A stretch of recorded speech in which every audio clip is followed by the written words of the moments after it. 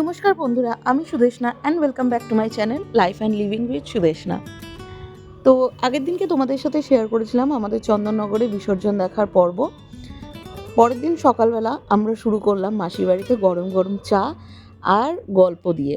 সকালবেলা ঘুম থেকে উঠে এই যে আমরা রেডি, ব্রাশ ট্রাশ করে এরপরে গরম গরম চায়ের হাতে গল্পের আড্ডা শুরু হলো। তারপরে চলে এলো ব্রেকফাস্টে আমাদের ছিল হচ্ছে গরম গরম ডাল পুরি, তার সাথে ছিল রসগোল্লা আর ফুলুরি। আমাদের এখানে সচরাচর কচুরি পাওয়া যায়, সকালবেলা কড়াইশুঁটির কচুরি পাওয়া যায়, কিন্তু ডাল পুরি আমি খুব একটা চট করে পাই না। তো বেশ অনেক দিন পর জমিয়ে ডাল পুরি দিয়ে আমি ব্রেকফাস্ট করলাম। আর সাথে বন্ধুবান্ধব, আড্ডা, মাসির বাড়িতে মাসির আদর যত্ন, এগুলো তো এক্সট্রা পাওনা ছিল। সকালটা খুব সুন্দরভাবে শুরু হয়েছিল। এরপর আমরা বেশ খানিকক্ষণ আড্ডা মারছিলাম, কারণ আমাদের বরেরা তখন ওরা চলে গেছিলো গ্র্যান্ড রোডে আমাদেরকে রেখে, নিজেরা বিসর্জন দেখতে চলে গেছিলো। তা আমরা তারপরে রেডি হয়ে বেরো। আমরা এখন রেডি হয়ে সকালবেলা কোথায় যাচ্ছি? এখন আমরা আগে বল, আমরা এখন কোথায় যাচ্ছি? আমরা এখন আদিমার ওখানে যাচ্ছি। আদিমার যে ফুলের শাকটা ছিল ওটাকে খুলে এখন নতুন করে সাজানো হবে নিরঞ্জনের জন্য। আমরা এখন ওইখানেই যাচ্ছি। চলো আগে চলো, দেখতে পাবো। মাসির বাড়ি দিয়ে আমরা এখন বেরোচ্ছি।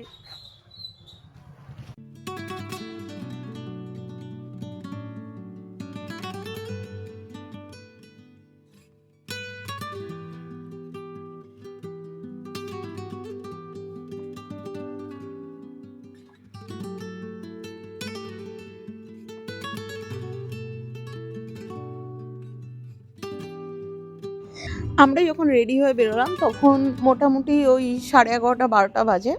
তখন কিন্তু অনেক ঠাকুর প্রতিমা বিসর্জনের জন্য রেডি হচ্ছিল, তাদের ফুলের সাজ চলছিল। কিছু কিছু ঠাকুর এই যে ভাসানের জন্য বেরিয়েও গেছে। আর কি সুন্দর আবির খেলা হচ্ছে দেখো। এরপর আমরা বাজারের ওইখান দিয়ে সোজা চলে যাচ্ছিলাম হচ্ছে আদিমার মন্দিরের ওখানে।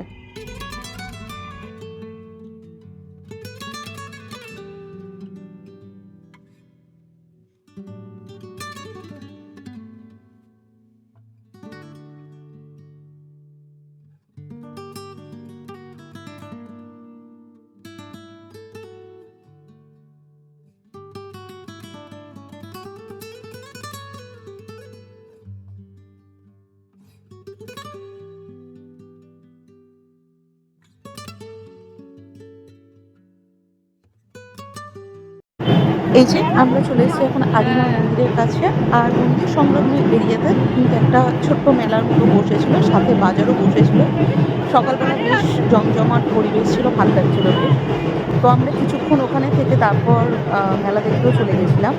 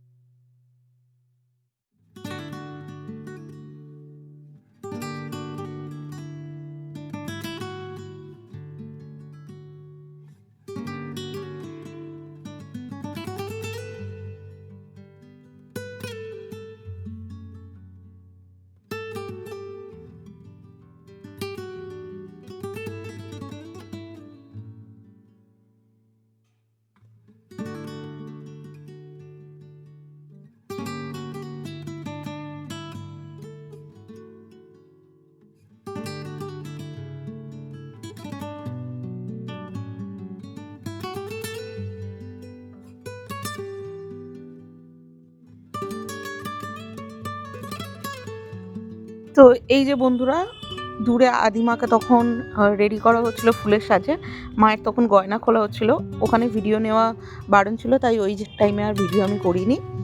এরপর এই যে আদিমায়ের মন্দির, আর আমরা এই যে মেলায় ঘুরছি। মেলার থেকে প্ল্যানিং তো ছিল অনেক কিছু কেনার, কিন্তু ওই আলটিমেটলি শেষ পর্যন্ত দেখেই এসছি আমরা, কিছু কেনাকাটি আর আমাদের সেরকম বিশেষ হয়নি। যাই হোক, শুধু কেনার মধ্যে বলতে গেলে হ্যাঁ, ফোনের কভার কিনেছিলাম আমি আর সুজাতা, তাও দুঃখের বিষয় সুজাতার ফোনের কভার তাও হয়নি। তো কিছুই না, আমরা আমাদের মধ্যে এনজয় করছিলাম বেশ খানিকক্ষণ টাইম।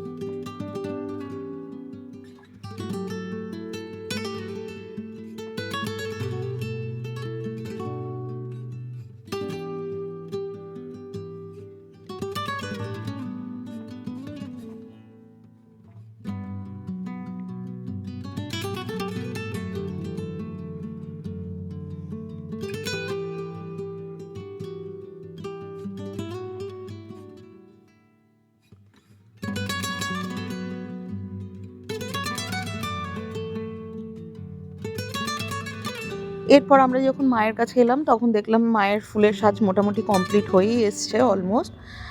আমরা অপেক্ষাও করছিলাম।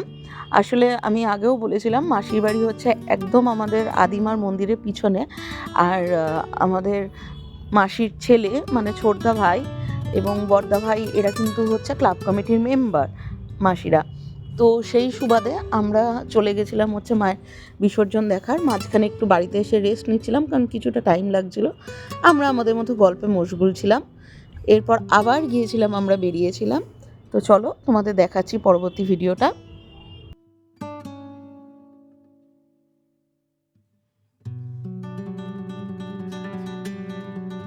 মায়ের সাজ কিন্তু এখানে মোটামুটি কমপ্লিট হয়ে গেছে, আর এখন মা খালি অপেক্ষা করছে বিসর্জনে নিয়ে যাওয়ার পথের জন্য। আমরা এখানে আবির খেললাম কিছুক্ষণ। বাবিন্দা তো উঠে গেছিলো মায়ের আশীর্বাদ নিতে ওখানে মায়ের কাছে পুরোপুরি। তারপর আশীর্বাদী হিসেবে মায়ের ফুলও আমরা পেয়েছিলাম। এইটা সত্যি কপালের বিষয় মনে করি আমি, মানে এটা আমাদের কপালে ছিল, আমাদের সেই সৌভাগ্য হয়েছিল। তারপরে আমরা সোজা চলে গেছিলাম হচ্ছে মায়ের এই যে ঘাট আছে, এটা নাকি আদিমার নিজস্ব ঘাট, এখানেই নাকি প্রত্যেক বছর মায়ের বিসর্জন হয় সেই ঘাটে। আর এখানেও তোমরা দেখতে পাচ্ছ প্রচুর লোক রয়েছে, এখানে আরও অন্যান্য অনেক ঠাকুরের বিসর্জন হচ্ছিল।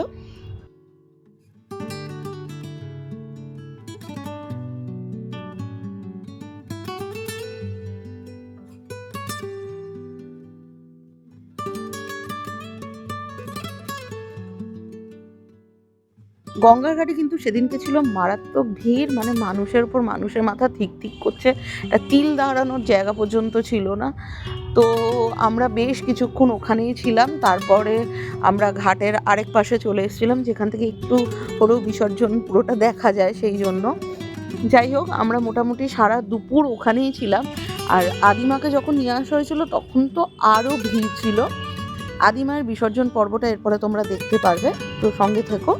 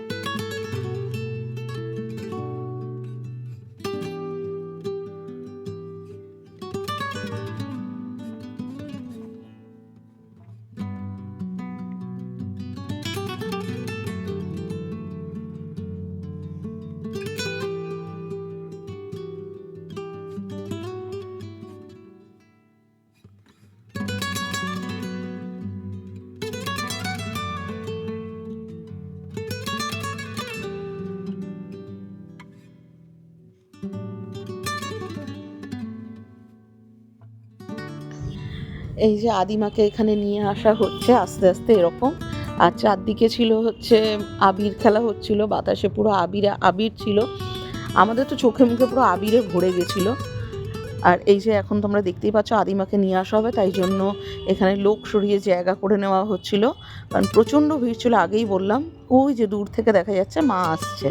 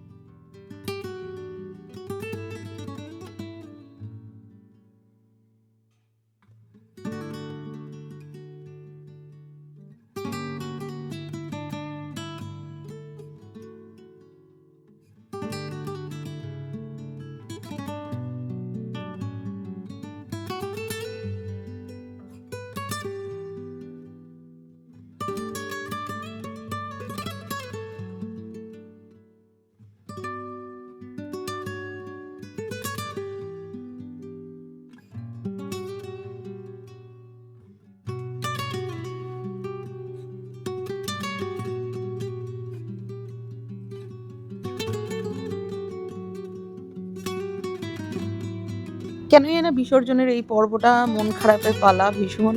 এই যে মা জলে পড়ে যাচ্ছে, খুব মন খারাপ লাগে এই টাইমে। শুধু একটাই প্রার্থনা, আসছে বছর আবার এসো মা, আবার এরকম আনন্দে আমরা মেতে উঠবো তোমার সাথে। সকলকে ভালো রাখবে, সকলের মঙ্গল করো, এইটুকুনি খালি প্রার্থনা। যাই হোক, বিসর্জন পর্ব শেষে আমরা গঙ্গার ঘাট থেকে এলাম। তো এই যে মাকে জলে ফেলা হচ্ছে, বিসর্জন দেওয়া হচ্ছে, আর নৌকা করে ওই পার থেকেও কিন্তু বিসর্জন দেখা যাচ্ছিল। তখন প্রচুর লোক ছিল নৌকার ওপরেও, ওই যে তোমরা দেখতেই পাচ্ছ, তারাও বিসর্জন দেখতে এসেছিল। তারপর বাড়ি ফিরে এই যে দেখো আমাদের মুখ চোখের অবস্থা, মাথায় মুখে চুলে ভর্তি আবির। কোনো রকম ওটাই পরিষ্কার করে, এত বেলা হয়ে গেছে বলে প্রপারলি চানও করিনি, কারণ আমাদের বাড়ি ফেরার তাড়া ছিল। মাসি এখানে গরম গরম ভাত, উচ্ছে ভাজা, আলুর চোখা, ডাল আর ফুলকপি দিয়ে ভেটকি মাছের ঝোল করে রেখেছিল, তাই দিয়ে আমরা আমাদের লাঞ্চ সারলাম। প্রথমে আমরা মেয়েরা সব ফ্রেশ হয়ে খেতে বসে গেছিলাম, তারপরে ছেলেরা বসলো খেতে। তো সবাই খাওয়া দাওয়া করে একটু রেস্ট নিয়ে আমরা চলে গেছিলাম বাড়ির উদ্দেশ্যে, কারণ আমাদের বিকেলবেলা ট্রেন ছিল, কোন্নগর হয়েই ফেরার পালা ছিল। তো সবাই এখানে লাঞ্চ সেরে নিচ্ছে।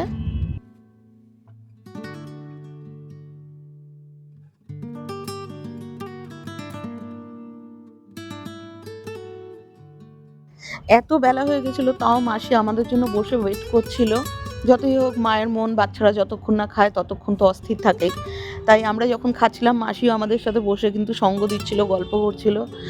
আর মাসির এই আদর যত্ন পেয়ে সত্যি মন ভরে গেছিলো। পরের বছর আবার যাব, মাসিকে বলেই রেখেছি। আর পরের বছর তো গেলে আরও 2 দিন থেকে মাসির আদর খেয়ে আসবো। আমাদের এত ভালো লেগেছে মাসির বাড়িতে ওই গোটা একটা দিন। 24 ঘন্টা যে কী করে পেরিয়ে গেল বুঝতেই পারলাম না। তারপর সন্ধ্যেবেলায় এই যে আমরা বাড়ি ফিরছি, তখন অন্ধকার হয়ে এসছে, প্রায় বিকেল ছিল। একটা টোটো করে বসলাম, আর টোটো এই যে আমরা সবাই মিলে একটা টোটোর মধ্যে গাদাগাদি করে চেপে বসেছি। তারপর ওখান থেকে সোজা চলে এলাম চন্দননগর স্টেশন। চন্দননগর স্টেশন থেকে ট্রেন ধরে গেলাম কোন্নগর থেকে ফেরিঘাট পার হয়ে আমরা চলে এলাম আমাদের সোদপুরে। এই যে 24 ঘন্টা কি করে পার হয়ে গেল টেরই পেলাম না। প্রচুর মজা করেছি, দারুণ মানে এনজয় হয়েছে, আনলিমিটেড মজা করেছি আমরা। আর সাথে আদরের তো ভরপুর পরিমাণ আদর পেয়েছি, মানে এত আদরের লোভী হয়ে গেছি। পরের বারে ওই যে বললাম যে গিয়ে একেবারে সোজা 2 দিন 3 দিন থেকেই যাব মাসির বাড়িতে, আমরা পুরো প্ল্যান করেই রেখেছি। যাই হোক, এই ছিল হচ্ছে আমাদের চন্দননগরের এবারে জগদ্ধাত্রী পুজোর এক্সপিরিয়েন্স। ভিডিওটা কেমন লাগলো তোমরা সবাই জানিও। দেখা হবে আবার নেক্সট কোনো ভিডিওতে। টাটা।